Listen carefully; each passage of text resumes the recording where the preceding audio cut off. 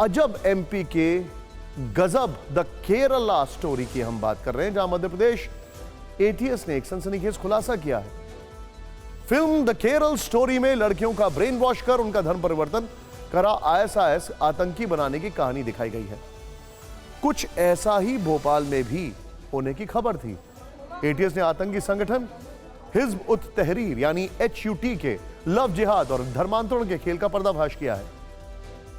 ATS ने भोपाल, छिंदवाड़ा और हैदराबाद से संगठन के 16 सदस्यों को पकड़ा है, जो स्लीपर सेल की तरह काम कर रहे थे। पहचान छिपाने के गिरफ्तार आरोपियों में कोई जिम ट्रेनर का काम कर रहा था, कोई दर्जी था, कोई ऑटो ड्राइवर था और कोई टेक्नीशियन बना हुआ था। भोपाल से पकड़े गए 10 सदस्यों में से 5 सदस्य ऐसे हैं जिन्होंने हिंदू धर्म छोड़कर इस्लाम कबूल किया था।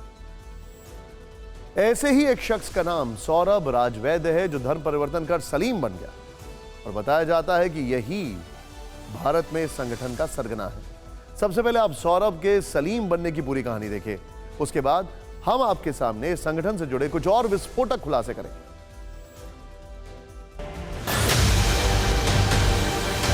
पर ये नया काम हुआ है, इसमें क्या कुछ होगा तो मैं तो मर जाऊंगी जब मैं नहीं जी सकूं। सुना आपने, कट्टरपंथियों ने सौरभ के दिमाग में इतना जहर भरा कि मां की आंसुओं का भी उस पर कोई असर नहीं हुआ। सौरभ धर्म परिवर्तन कर सलीम बन गया और अपने माता पिता को अकेला छोड़कर चला गया। ये कहानी मध्य प्रदेश के बेरसिया के रहने वाले सौरभ राजवैद्य की है। आज सौरभ सलीम बन चुका है और मध्य प्रदेश एटीएस ने उसे भारत में आतंकी संगठन हिज्ब उत तहरीर के सरगना के तौर पर गिरफ्तार किया है। अब आपके मन में सवाल होगा कि सौरभ आखिर सलीम कैसे बना? इसका जवाब सौरभ के सलीम के पिता डॉक्टर अशोक जैन से सुनिए। डॉक्टर कमाल का सौरभ को मुसलमान बनाने में पूरा हाथ है, साथ दिया है। और कमाल जो है, मेरा जहां तक सोच है, डॉक्टर कमाल ही लिटरेचर देता था और वही जो है जाकिर नायक से जुड़ा हुआ भोपाल का खास आदमी था। सौरभ राजवैद्य के पिता के मुताबिक जाकिर नाइक के संपर्क वाले कमाल नाम के एक शख्स ने सौरभ का धर्मांतरण करवाकर उसे सलीम बना दिया।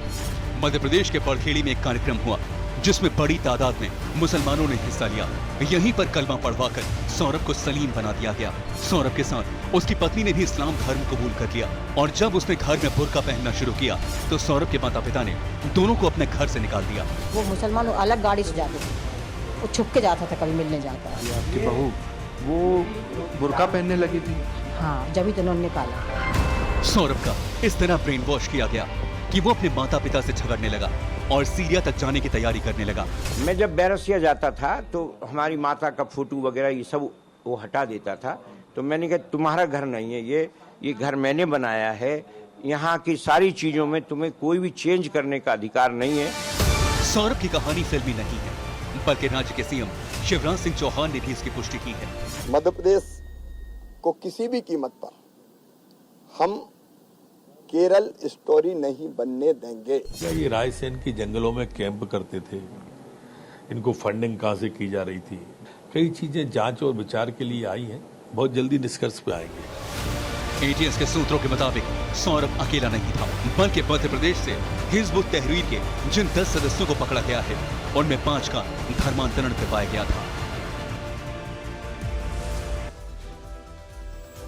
सौरभ के अलावा कुछ और ऐसे युवक हैं जिन्हें हिंदू से मुसलमान बनाया गया। अब एटीएस की पूछताछ में उन लोगों के नाम का खुलासा हो सकता है, लेकिन जानकारी के मुताबिक ये संगठन देश में एक बड़े आतंकी साजिश रचने की फिराक में थे, क्योंकि ये बड़े पैमाने पर युवाओं को भर्ती करने का अभियान चला रहा था। रायसेन के जंगलों में कॉम्बैट ट्रेनिंग कैंप लगे थे।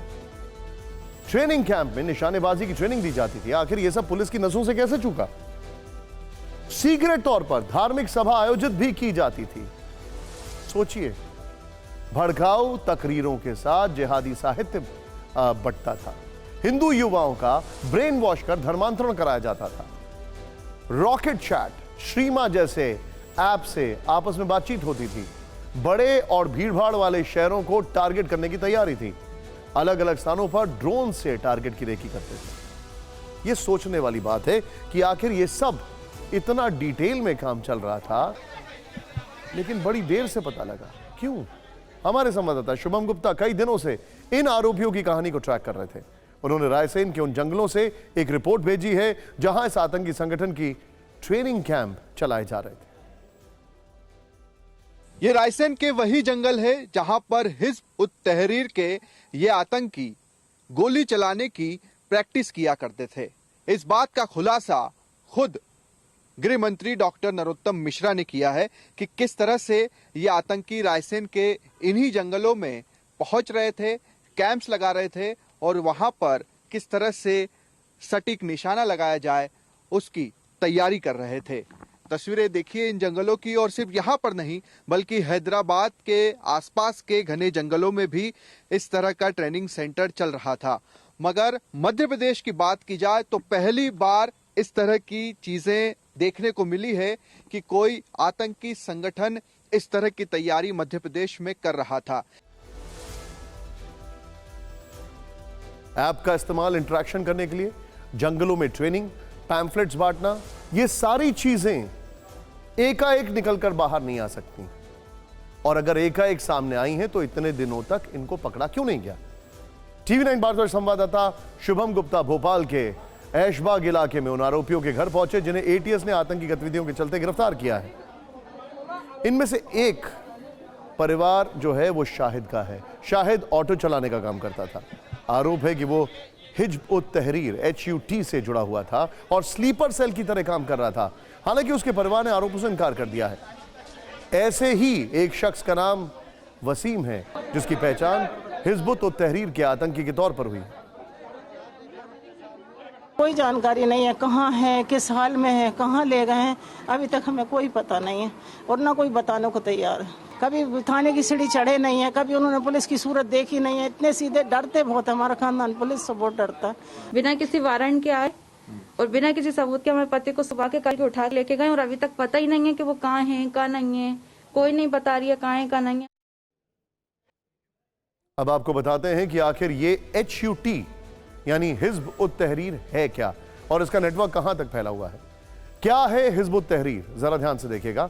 50 देशों तक फैला है आतंकी संगठन का नेटवर्क। दुनिया भर में 10 लाख से ज्यादा सक्रिय सदस्य हैं। करीब 20 देशों में आतंकी संगठन पर बैन अभी भी है। इराक और सीरिया में आतंकी संगठन सक्रिय है।